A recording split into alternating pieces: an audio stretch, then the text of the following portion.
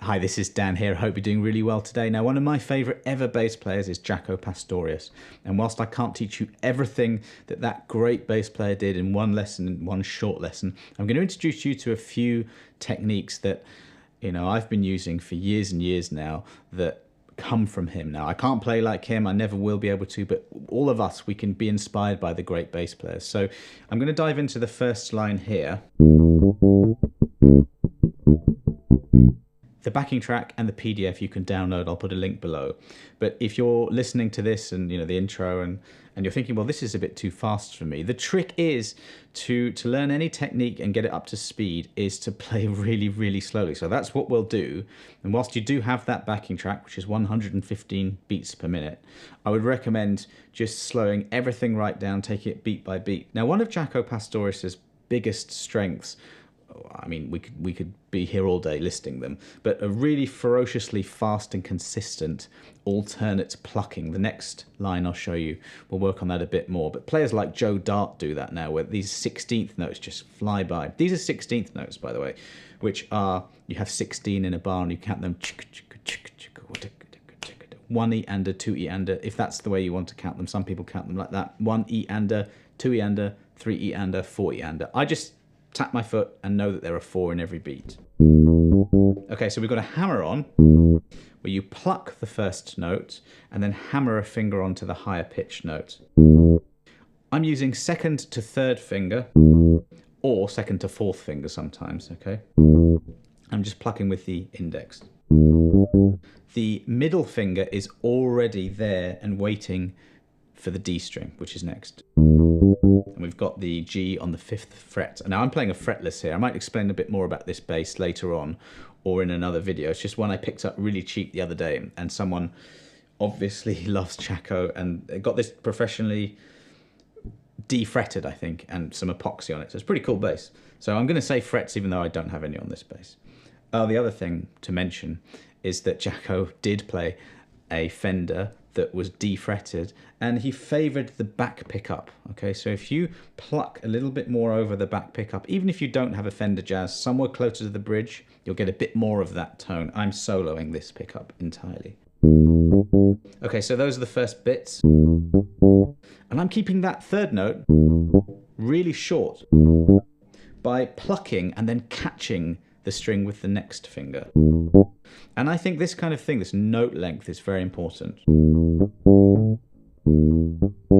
There's another hammer-on. So it isn't the case that all the notes are being plucked relentlessly. You're getting this sort of bouncy Jaco-type motion through articulations, and those are your hammer-ons and ghost notes and things. We'll get on to the ghost notes now.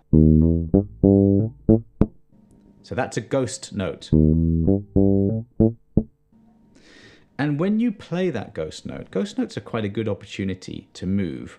When Jaco played, he would just be all over the neck at breakneck speed. And that's hand shifting, which we've got one here.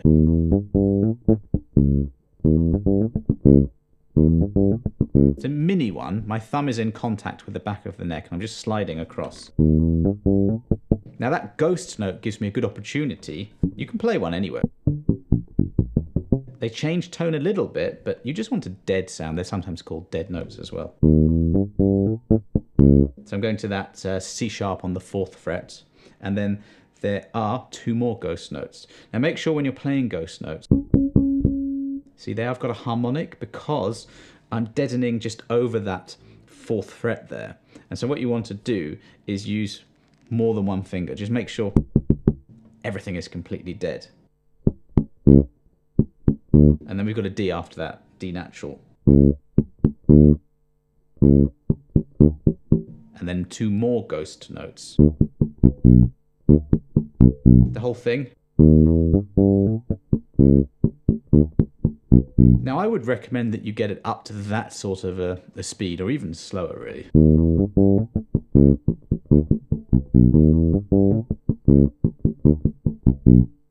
And just nod your head, tap your foot, really feel those 16ths, okay? And it's all about building up the tempo. And that might take you a while, but that's fine. You can practice that regularly. We'll move on to the next one, but later on I'm going to show you how to embellish this a little bit, because all of these lines are based around a particular shape and a particular scale. So you can actually adapt this and make up your own things. So the next one, we've got this. So we've got hammer-on, we've got ghost notes, and we've got alternate plucking. So the first one is a D to an E, 5th fret to 7th fret, hammer-on. And the key is to make the hammered note as loud as the plucked note. That's the key with hammer-ons. You can hammer with your 3rd or your 4th. I often use my 4th.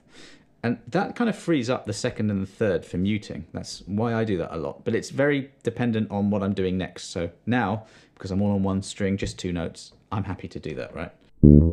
If I was going to another note up here, I would have that little finger free. So index, and then middle index. That's what I'm doing anyway.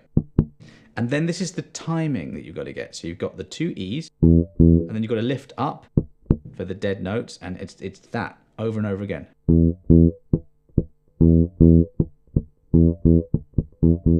If we just stick with that, you're just alternate plucking all the time.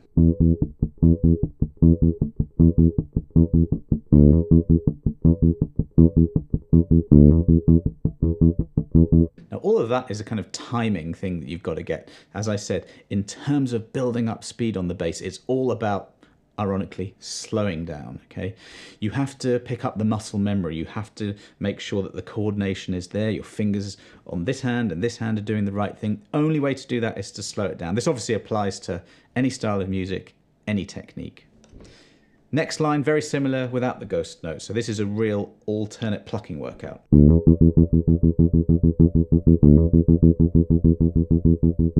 Now you can see here that we're isolating the individual lines and even the beats and just going round and round. When I was playing the beginning bit, and that was up to full speed, 115 beats per minute, maybe I'm a bit out of practice, but after a while I was feeling a bit of a strain, okay? And if that happens to you in your practice ever, don't play through that pain barrier. Just stop.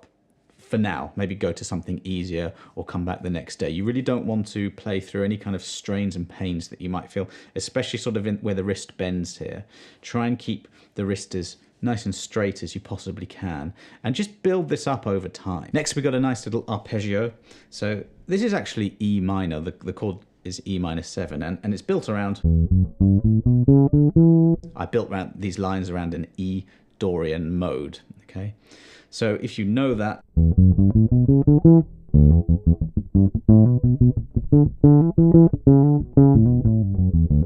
you can make up your own lines based around this. So what we're doing here is we're doing an E minor arpeggio, but just we're keeping on going. That's the root, flat 3rd, 5th, flat 7, that's a 9, and that's an 11. So it's a lovely little pattern. Jaco used to do this sort of thing all the time. But here it is. Look, we'll follow the notes here. We've got a hammer-on. I'm going fingers 1 and 2 for that, and plucking with the index. And I've got that middle again, ready and waiting for the next note on the D string. And it's a real case of just getting coordination together. And as soon as one finger is done with whatever it's fretting, you're on to the next one. A split second before you need it. Same with the plucking hand fingers. So we've got that. We've got 9 to 10, hammer on, and then 9 to 12. As soon as my little finger is playing this 12th fret, watch the first finger. I'm on the move to the 11th fret. And that's, again, that's a shift. You might have to do this very slowly.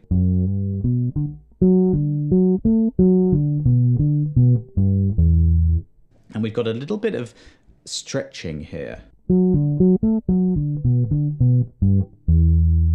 Often when you play the bass, you're in a 4-fret span. That's called 1 finger per fret. And when you stretch out of that, that's called extended fingering. And a lot of lines that Jaco Pastorius used to play involve that kind of spread. Now I've got relatively small hands. He had massive, really long fingers, double jointed, like completely perfect, built for bass.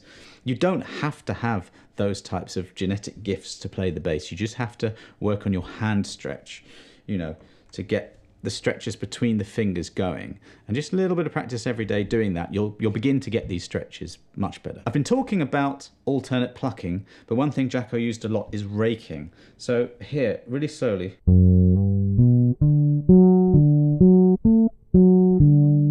There. I don't know if you noticed, but so I'm going from the 11 on the G string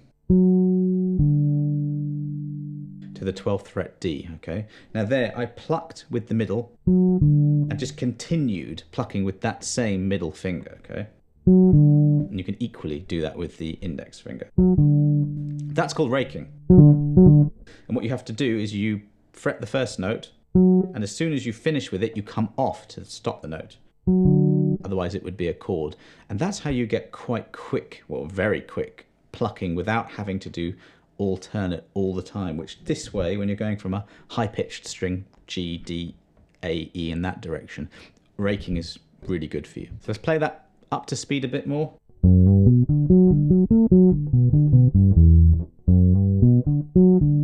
So there's that shift. There, I'm doing that stretch out to the G. What you can do with these lines is isolate them, get them up to speed, and then mix them up. So when you're here,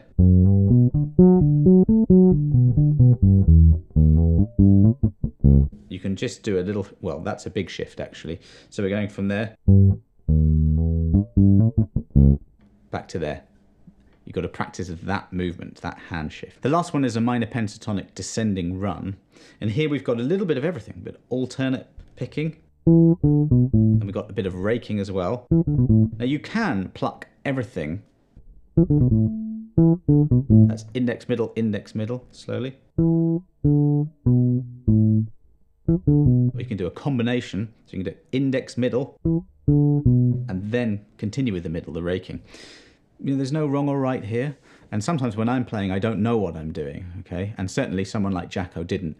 He would learn, you know, the way he plays, and then you forget that, and it comes out. And that's what you want to do when you learn any bass technique, be it something a bit more complicated like this or easier. You want it to become part of your muscle memory, and you don't want to think about it. Here's another technique. People call this different things, but I'm calling it rolling. So we've got this.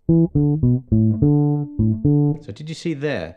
So I'm now on the A and the D, the 7th fret of the D and the G strings. And instead of playing the A, lifting up my first finger and then plunking it back down on the D, I'm just keeping the fingertip pressed down on the A and just rolling.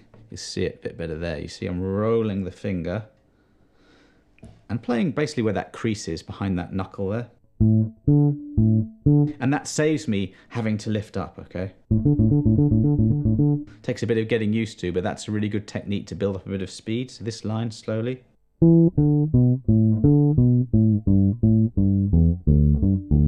I'm just using first and third fingers all the way here. And there's a shift there. You can play that now. There, but I'm deliberately putting it here just to get a shift.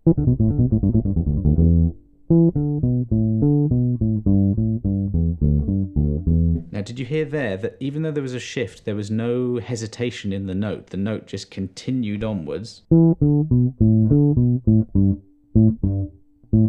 I'm going from an A to a G, 7th to 5th fret. You could even just isolate that, and I recommend doing that. That's a good practice tip, is just to isolate the hard bit and just go around that, you know. So,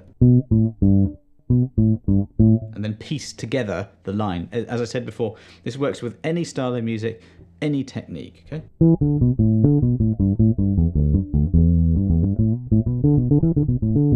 Since this is E minor pentatonic,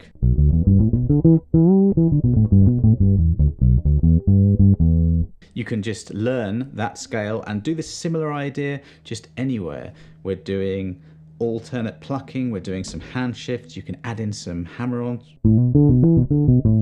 slides, hammer-ons, you know, ghost notes. When I make up these lines and lessons for you, this is the kind of thing I lean on when I'm making stuff up quickly. Also, when I'm coming up with bass lines for, you know, recordings or for bands, I'm using these components. Before I mentioned E Dorian, and now I'm mentioning E minor pentatonic, which fits together with that perfectly. Once you know these shapes and patterns, you can make this stuff up really, really easily. And also, you know, listening to someone like Jaco Pastorius, this is what I'm borrowing here is more of his sort of funky soul type playing. He used to do a lot of incredible jazz harmony stuff as well, which I haven't touched in this lesson. I've kept it quite simple. But, you know, you can really easily make up your own bass lines by using E Dorian, E minor pentatonic. It will sound brilliant. When I listen to Jaco's playing, it just sounds to me like his bass line, they're alive, especially his 16th note stuff. It's just this bounce to it that just feels incredible. And a lot of that is down to some of these techniques I mentioned today. Your hammer-ons, ghost notes, articulation, just everything there is just sounds so good. Download the PDF, take it really, really, really slowly. And if you don't know any Jaco Pastorius, I urge you to listen to his playing. Just recently, I just found some stuff on YouTube I never heard before, and it's just, every time it floors me, his playing. It just sounds brilliant.